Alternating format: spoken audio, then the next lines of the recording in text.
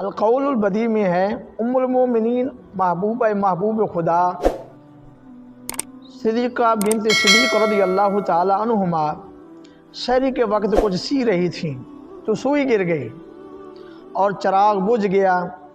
پس اچانک حضور پر نور شافی یوم نشور صلی اللہ علیہ وآلہ وسلم تشریف لے آئے تو آپ کے چہرہ انور کی ضیاء سے پورا کمرہ پورا مکان روشن ہو گیا، حتیٰ کہ سوئی مل گئی۔ اس پر ام المومنین رضی اللہ تعالی عنہا نے عرض کیا، حضور آپ کا چہرہ انور کتنا روشن ہے؟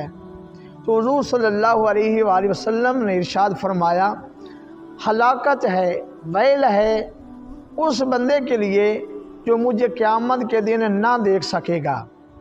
عرض کی یا رسول اللہ صلی اللہ علیہ وسلم وہ کون ہے جو حضور کو نہ دیکھ سکے گا؟ فرمایا وہ بخیل ہے، وہ بخیل ہے۔ عرض کی یا رسول اللہ صلی اللہ علیہ وسلم بخیل کون ہے؟ فرمایا جس نے میرا نام مبارک سنا اور مجھ پر درود پاک نہ پڑھا وہ بخیل ہے۔